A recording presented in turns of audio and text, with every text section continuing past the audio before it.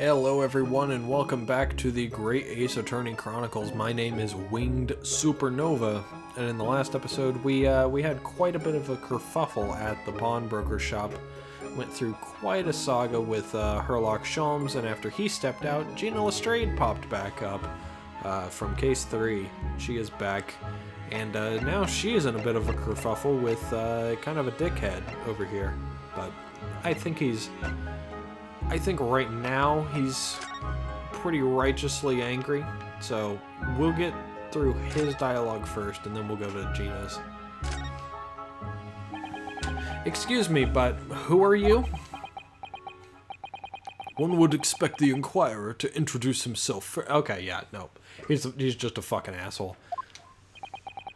Though clearly you are not British, so perhaps our ways are foreign to you. Are we gonna be racist too? Oh, sorry. Yes, we're from the Empire of Japan. We're studying here. Oh, yes, Japan. I've heard talk of the place. What in the hell is that? Magic Mike move. Its inhabitants live on some fiery, brown-colored soup dressed up with exotic spices. You mean curry? You might be thinking of somewhere else. And what was that theatrical gesticulation about? Perhaps. Anyway, if you are a gentleman, sir, you offer your own name first before inquiring after the name of another. Of course, yes. I'm Ryunosuke Naruhodo. I'm a lawyer. Well, a student of law, really. My name is Susato Mikotoba. I am Mr. Naruhodo's assistant.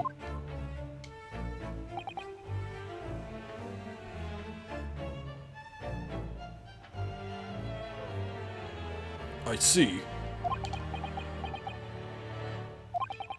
My name is Benedict. Yes, Eggert Benedict.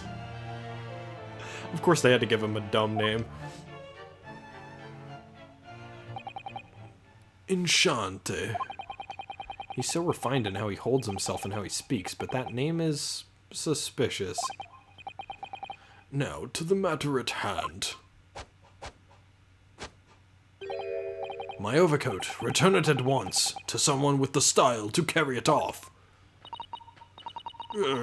Every move he makes, every breath he takes, I can't stand watching him. Alright. That was interesting. Miss Lestrade, is what the gentleman is saying... What do you think? It's all lies, ain't it? Obviously. I swear on my life, and I ain't ever laid eyes on that dandy before. Not and. Well, let's hear it now, you little ragamuffin. You stole it, didn't you? That ticket you brought in here just now. No, I swear it. I swear to God. It was barely an hour ago. I was walking along the street minding my own business, when this little gutterling ran into me. I knew it at once what had happened. I've been robbed yet again, I thought to myself. Those wretched pickpockets. Yet again? Oh yes, as you can see, I am a man of impeccable style. This isn't the first time that I've been targeted by these back-slum scoundrels. Now then, relinquish my overcoat. Come along now, Mr. Strayed. Give the good gentleman his coat back. If you're going to cause trouble, I shall have no choice but to call the police. Hold on! Why does everyone think it's me? Just look at this dandy cove, and you think I'm the dodgy one? I'm sorry, but no one's going to believe you. Well, what about evidence? Yeah. Where's your evidence that I've stole something, huh? Come on, let's see it. Oh, I have evidence, naturally. You what? Uh-oh. Evidence that the article Miss Lestrade redeemed actually belongs to this gentleman. Of course, we need only consult Mr. Windibank's ledger to know the truth. We'll be able to look up the name of the person who deposited the article in the first place. Yes, brilliant. I'm very sorry, but I'm afraid that won't be possible. Oh, I never ask customers' names. That's a strict policy of mine. But why not? Well now, as you can imagine, some of my customers have circumstances to consider. A great many of them prefer to maintain their anonymity. Dude, I literally yesterday said anonymity. And my family laughed their ass off at me for saying it that way. And I just like to pronounce it that way. It sounds better, even though it's completely wrong. So, yeah. Anonymity. There we go. Yes, I see. But then, how can you know if an article belongs to the person asking to redeem it? Oh, it's quite simple. Good sir. Might I trouble you for the watchword associated with the article in question? Of course, it's... Professor. Yes, that's right. And all the evidence we need. This gentleman is the rightful owner of the article, without doubt. A watchword? Interesting.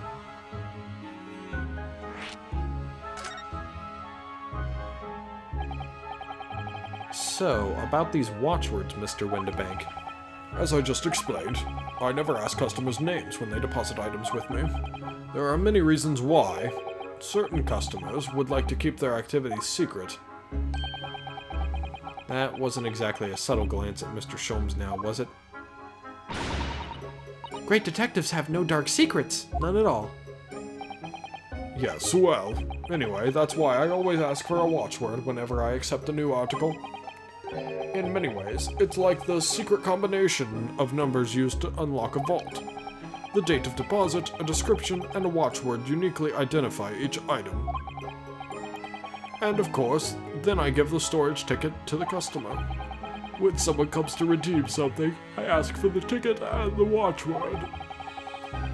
And if that someone tells you the correct watchword, you return the article? That's right, sir. Yes, just as soon as the requisite fee is paid. And I have supplied you with the information you require already, but for the avoidance of doubt. The article in question is an overcoat, deposited 2 months ago on 15th of February. With the watchword of Professor. All perfectly correct information, sir. But how? Really, this is beyond a joke now. There is no further room for doubt. That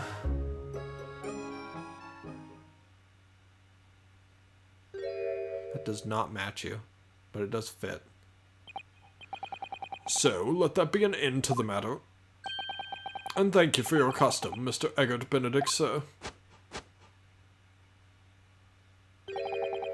With such reasonable rates of interest, I may even decide to come back. This is why I hate grown-ups. Just because I'm a diver, everyone thinks that makes me a liar. And the contents of the coat pockets, if you please, broker. But of course, sir, here is the disc for you. Just this one? Pardon, sir?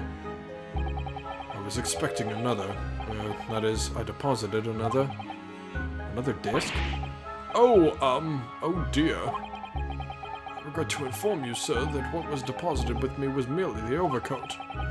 The disc happened to be in one of the pockets, but I was completely unaware of it until now. So, Gutterling, you're holding more of what's rightfully mine, are you? Says who, eh? I don't know nothing about it. Very well. Then I shall bid you farewell. Say goodbye to style. Wait a minute. That disc is mine. Whoa. What do you think you're doing, you little tramp? You've drawn blood, you filthy animal. Oh my, yes, there's blood on the disc. It's because of all those sharp little bumps. The man must have scratched his finger on them. I found it first, all right. I mean, it belonged to me, old man. So you're not having it. Or you take it. Me? If I hang on to it, they'll have it off me again. So you keep hold of it. Miss Lestrade, why is this disc so important to her? Yeah, I think I can understand why she's acting the way that she's acting. If no one trusts her, why should she be trustful of anyone? It's just an endless cycle of thievery and distrustfulness, and man, kind of sucks, to be honest. I kind of feel sorry for her. You there, in the black livery. Hand that disc to me at once, please. No, don't. He's lying. Grown-ups are all liars. What do I do now? Am I going to resolve this? Well then, Mr. Sholmes, help. Oh, okay. There's like a vibration going through my house, and I was like, what the fuck? Did like Godzilla emerge from the ground and is walking around? No, it's just some dude with an enormously loud subwoofer in his car passing by. Mr. Sholmes, what are you examining with such keen interest there? As you enjoy a bar of caramel, I see. What? He's getting his sticky fucking mouth all over the shit, too. So, you found me at last, Mr. Naruto. Yes, I found you. Blending in the corner of the room with your jacket on the I don't remember what it's called. After that young pickpocket sent me on my way, I was forced to look in the shadows. Cruelly ostracized as the rest of you partook in the jovial atmosphere of fellowship. I had nothing to occupy my mind, but was too ashamed to let society see what my downfall had done to me. So feigning mock interest, I pretended to examine the tedious trinkets in this desolate place. Whilst, as you shrewdly observed, gnawing on the only friend I have left, the 7% solution of caramel. Pray, do you claim to understand the depths of my despair, Mr. Naruto? But how could you? I was so lonely, so desperately lonely. Then why on earth didn't you rejoin the conversation? Things have gone from bad to worse here, you know. Yes, I overheard much of your conversation. Or rather, in my craving for human contact, my ears devoured every word that was uttered. You really were sad, weren't you? This band has so many mood swings. Poor Mr. Sholmes. I feel simply awful for you. It would seem that my inferences are correct. Oh, surely you're not about to tell us, yay, that you've solved the entire case once again? My dear madam, sometimes I wonder, were my genius for deduction to be commoditized, how much could I pawn it for? It seems Mr. Sholmes has had another of his flashes of inspiration, but who knows if it will help to resolve the situation between Miss Lestrade and the mysterious gentleman. What's the right thing to do here? Listen, of course! Are you kidding me? Let's do it, my guy. Well, Miss Lestrade, it would appear you find yourself in something of a predicament. Where the blue blazes have you been, eh? Pardon? When a lady's in trouble, a true gent's supposed to be there to help. Straight away, not an hour later. Harsh. And who, pray tell, are you? Mr. Eggert Benedict, you have, in my eyes, a veritably encyclopedic array of curiosities about your person. Nevertheless, there are two immovable conclusions I have drawn. I beg your pardon. The first is this. The true reason for your visit to this pawnbrokery today is something you have not yet revealed. And the second is this. A considerable crime is in contemplation, one you will orchestrate with intent to steal a vast sum of money. Well, Mr. Benedict, what do you say to my deductions? How? He's turned as white as a hard-boiled egg. He's very pale. It would seem that once again, Mr. Sholmes has made a flawless deduction.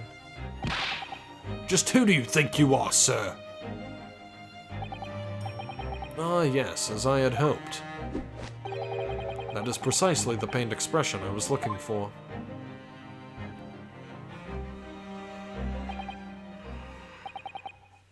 So, shall we begin?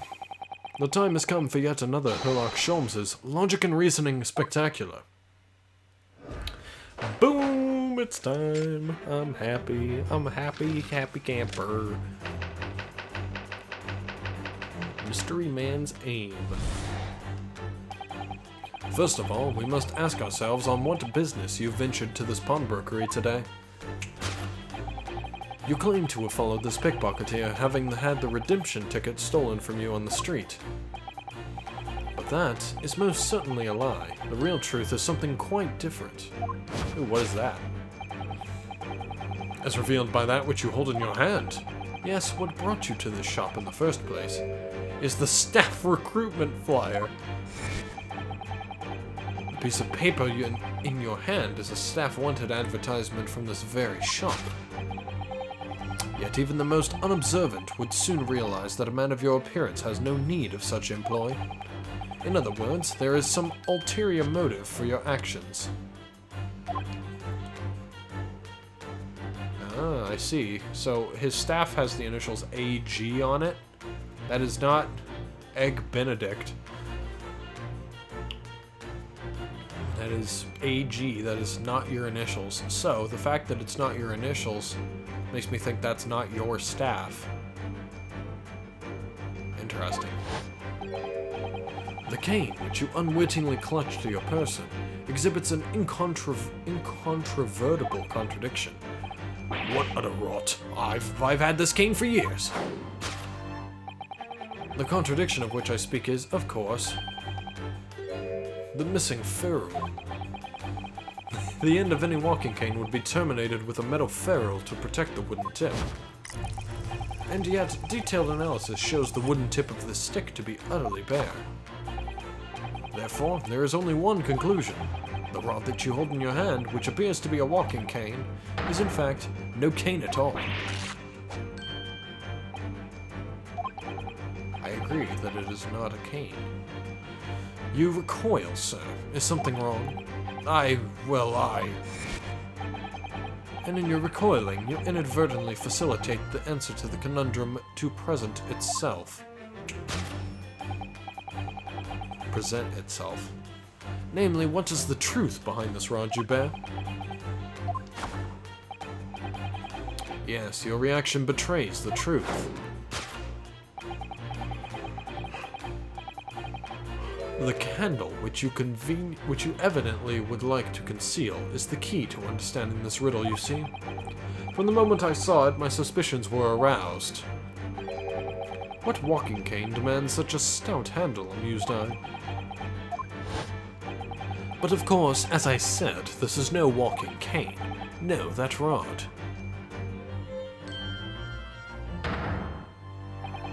Is the broken handle of a shovel. What? Are you insane? And now, having determined this undeniable truth, the conclusion is clear. Your true motive for coming here was to take employment at this establishment in order to excavate the ground beneath the premises. What a calculated crime you have conceived, sir. A wickedly calculated crime.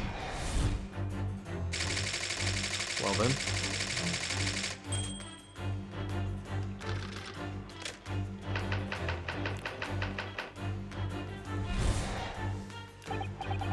Now, Mr. Benedict, let us continue.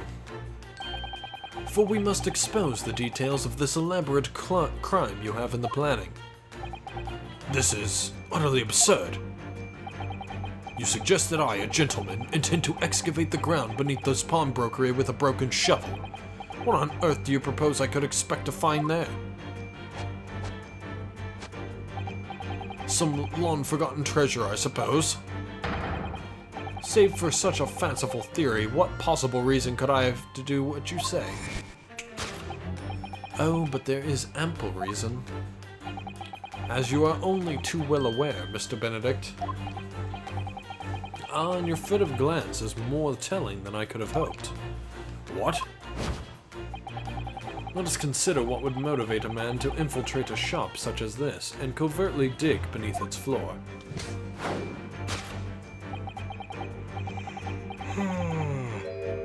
The answer is revealed by the council notice on the counter to which your eyes were inadvertently drawn. This letter gives notice of public works to be carried out in the local area.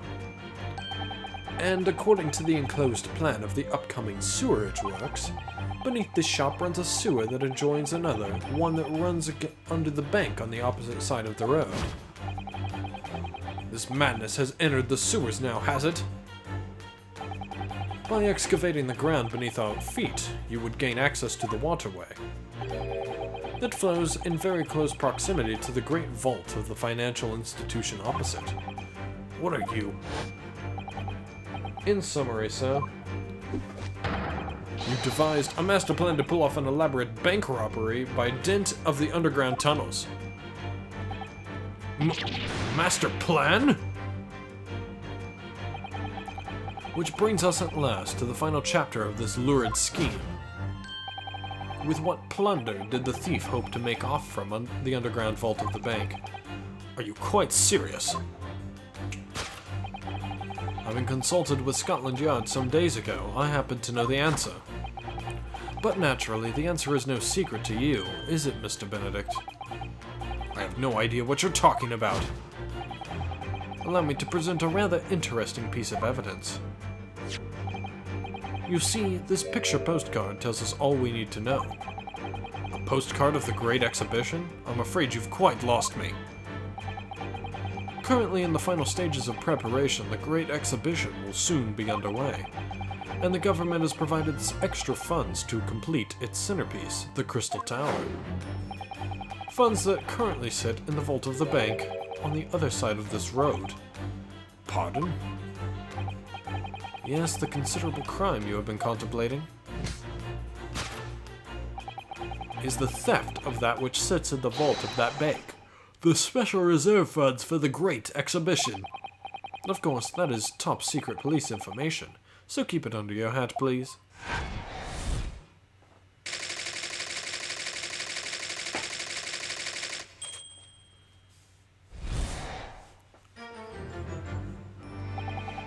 Thus concludes Sherlock Holmes's great deduction of this pawnbroking puzzle.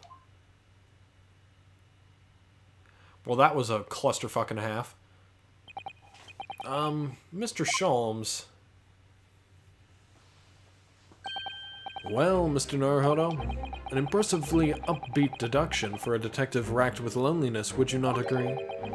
Was it true what you said about the bank over the road and what it has in its vault? Indeed, though few know of its existence, it is one of the government's most closely guarded secrets. Gregson told me, in the strictest confidence. But you just announced it to everyone here, rather loudly in fact. Ah. And if it's such a big secret, how would Mr. Benedict have come to find out about it? There can be but one explanation for that. Clearly it is because the man is a criminal. But what if he didn't know anything about the money in the vault? If he is a criminal, as you said, then buying a brand new shovel is sure to be the first thing he does now that you've revealed the secret. Oh. Or if he doesn't, maybe Mr. Windibank will. He already has plenty of shovels here after all. On oh my life, I assure you I'm not so unscrupulous. Well, hopefully this has taught you a valuable lesson. Sensitive information must be handled with the utmost care. One can never be sure that someone privy to secrets won't disclose them, and once the word is out, it's out. Perhaps I'll think twice before confiding in you next time, Mr. Sholmes. An excellent idea, Mr. Naruhodo. An excellent idea. Well then, Mr. Naruhodo, you know what to do, I'm sure. Yes, let's listen to that great deduction again and see if we can massage it into shape. Very well then, let us start once more from the beginning. Of Sherlock Holmes's magnificent logic and reasoning spectacular.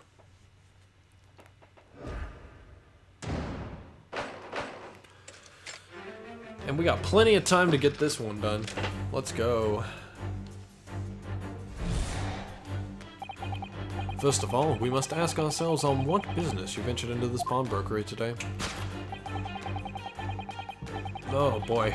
I need to reread this stuff. But, yeah. I can actually say that I'm kind of lost at the moment. I don't know exactly.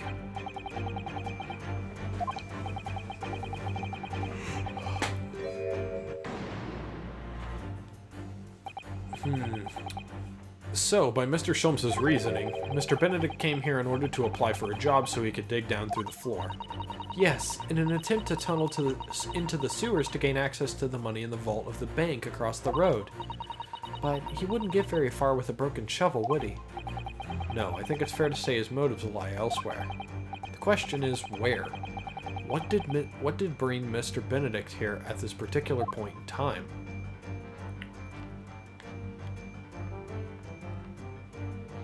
Ooh, what's this? Oh, it's got a picture of Miss Gina Lestrade on it. Oh, look at all the scribbled notes on the back of the flyer here. I don't believe it. What is it? Listen to what it says. Name, Gina Lestrade. Height, 5'2". Green cap, scruffy waistcoat, grubby white shirt, blue satchel, ragged. It's a detailed description of Miss Lestrade. Goodness. There's even a sketch of her, hat and all. Although if he showed it to her, she'd fire that smoke grenade launcher in his face for sure. And look, the details of this shop have been written down here too. Windibank's Pawnbrokery, Baker Street. Redemption deadline 15th of April. Which is today's date. Why would Mr. Benedict have all that information scrawled on the back of that piece of paper? Take that!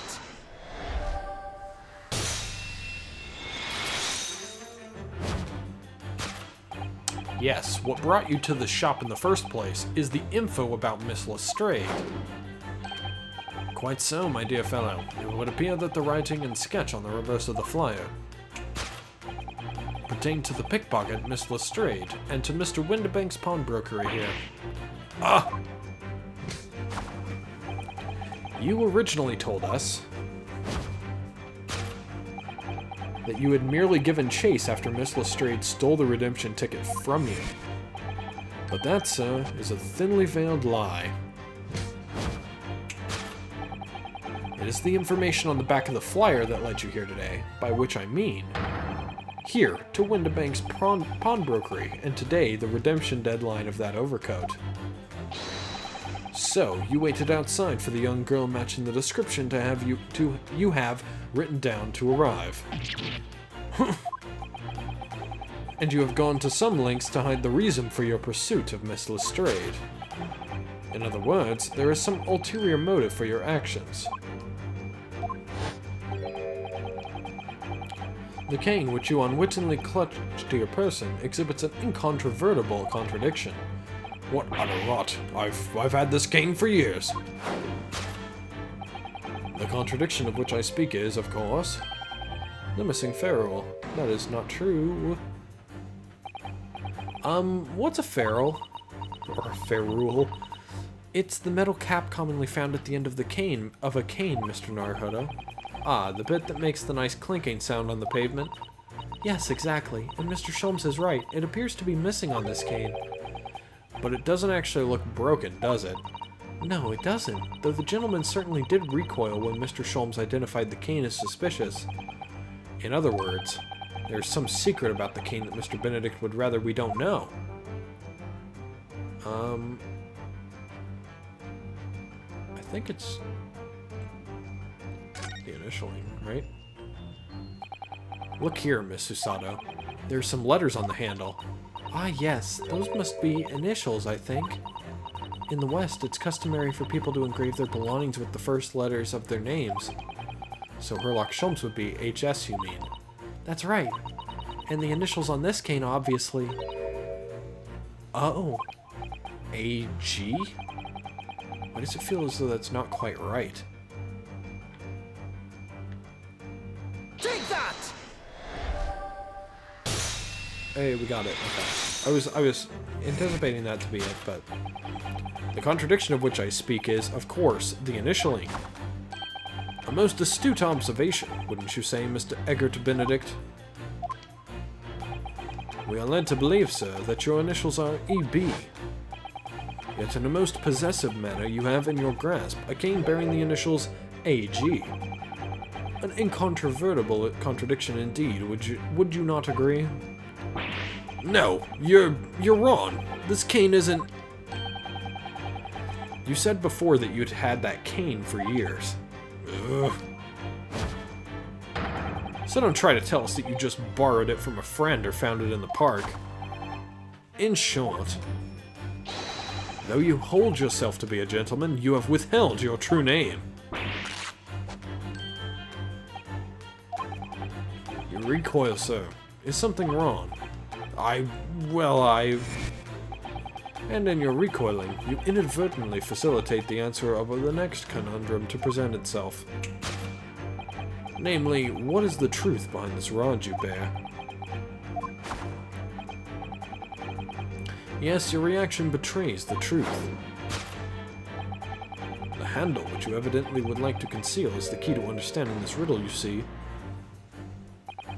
Well, let's consider the bare bones of what's happened here. Miss Lestrade redeemed that fine-looking overcoat, and now a mysterious man has appeared introducing himself with a fake name, and claiming that the overcoat belongs to him.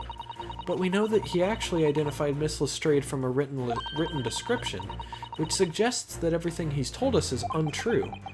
So what we need to do here is somehow prove that the overcoat cannot possibly belong to him. Oh, there was a rip. Oh, the seam on the shoulder there is coming apart. Look. So it is. Do you know, a moment ago when Mr. Benedict was surprised by something that was said, I thought I heard him make a rather strange noise. It sounded a bit like a tiny growl. But now I think it was probably the sound of this seam ripping open. If you look closely, it does seem to be a very tight fit. The sleeves are stretched to bursting, and he wouldn't have a hope of fastening it at the front. If he were to run around in it, I'm sure the whole thing would fall apart. That I'd like to see. Sorry? So, wow! So how can we make Mr. Benedict run around? She's really giving this some thought. So yeah, I think it's probably just that.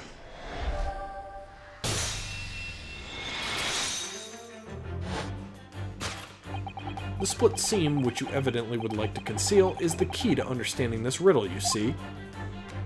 Ah! Yes, because the overcoat is rather obviously a poor fit. Having forced it over your broad shoulders, the seam is already breaking apart. My suspicions were aroused from the outset. When you so baldly lied about your name and so boldly waylaid this pickpocket. Ah! This catalogue of untruths has all been for one very specific purpose. To steal the article that the young girl redeemed from Mr. Windibank. Ah! But what really irks me is this. The considerable crime I initially imagined has been considerably curtailed.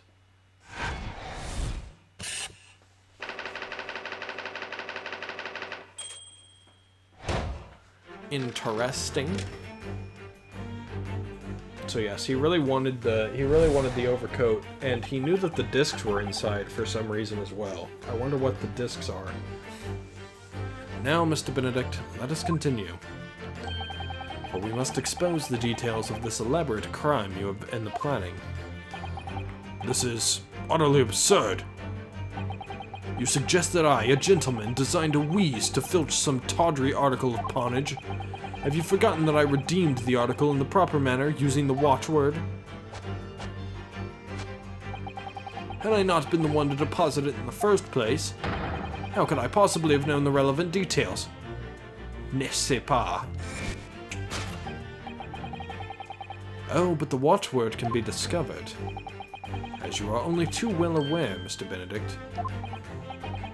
Ah, and your furtive glance is more telling than I could have hoped. What? Let us consider how one might come to learn a secret watchword relating to the pawned property of another. The method is revealed by the council notice on the counter to which your eyes were inadvertently drawn.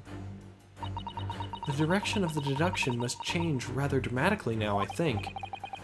Yes, no more talk of tunneling into the sewers, which is a pity because it all sounded rather exciting. Anyway, you can't deny that this mysterious gentleman did know the watchword. Yes, Professor. If you didn't know that word, Mr. Windibank would never allow you to redeem the article. Or, looking at it another way, if you did know that word, Mr. Windibank would allow you to redeem the article whether it was yours or not. So the question is, could this gentleman have found the watchword out somehow? Well, yeah, if he had the ledger.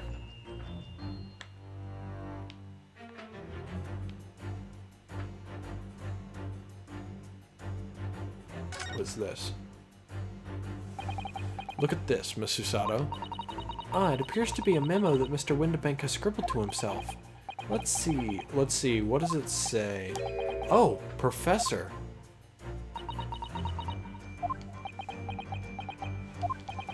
Mr. Windibank must make a note of the watchwords his customer gives him right before their eyes, and in an alarmingly clear script as well. Oh dear, I don't know where to look. Who knows what other secrets I might see? Well, I'm gonna go ahead and guess that's the case then.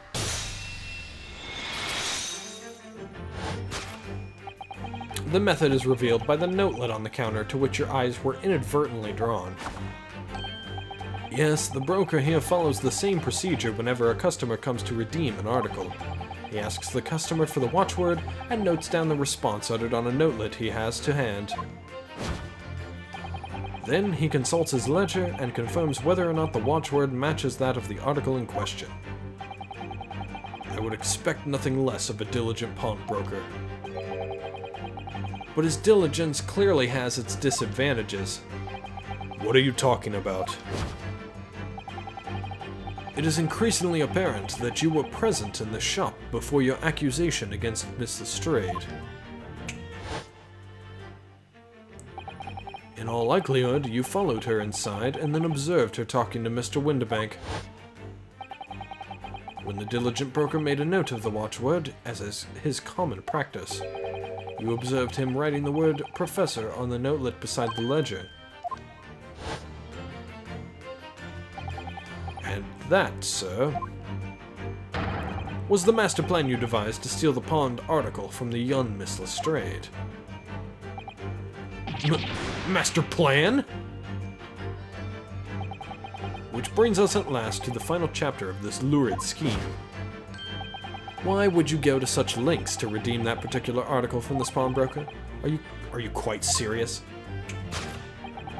For an ill-fitting overcoat hardly seems to justify the effort, much less a worthless music box disc.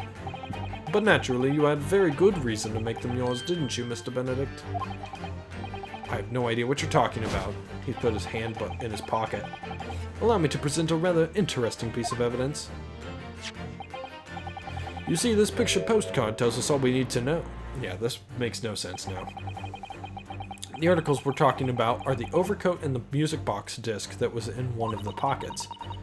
Which, according to Mr. Windibank, isn't even worth a penny. And yet this man went to such lengths to steal them. Why? I wonder if perhaps we already have the evidence we need to explain it, Mr. Naruhodo. Could we? Really? Better have a thorough look through all the evidence we've collected so far. Alright. I guess I'll examine this. Oh. For McGilded. Oh shit, this is stretching back to the third case. I like it. Oh, there's a little scrap of paper onto the reverse side of the disc. Look. And a scribbled word or two. It looks like somebody's name. For McGilded. McGilded? It couldn't be. But it is, Mr. Naruhodo. A name I shall never forget for as long as I live. But why? Why is his name on this? Ooh. That's interesting. And that's it. Take that!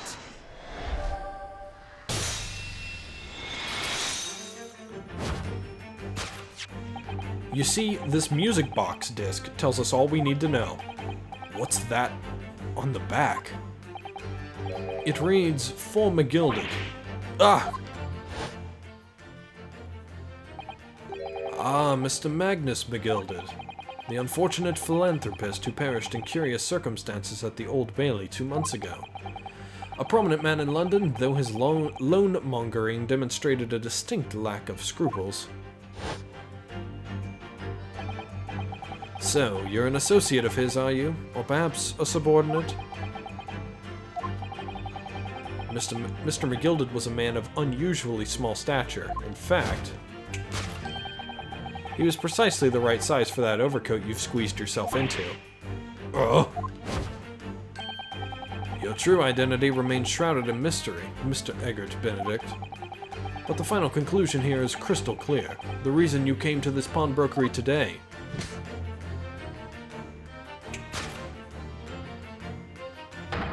was to retrieve an article left behind by the late Magnus McGilded. Ah!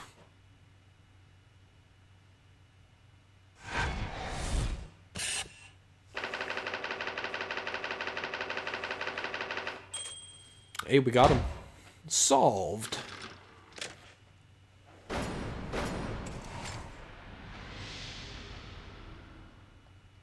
Good job. Well, well, Mr. Magnus McGilded. Not a name I expected to hear in these circumstances.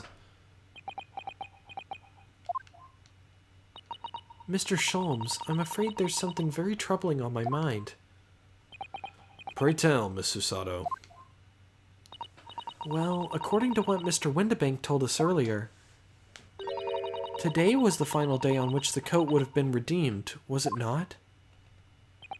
Yes, ma'am, that is correct. Today would be precisely 2 months since it was first deposited. Well, today is the 15th of April, so 2 months ago today would have been 15th of February, sir, that's right. It's all carefully recorded in my ledger. Deposited at 10:30 p.m., I see. What? But that suggests... Yes, 15th of February is precisely the day on which the omnibus murder took place. And 10:30 in the evening is precisely the time at which the terrible events were unfolding. Suggestive is not the word. It would seem the matter is entirely beyond coincidence.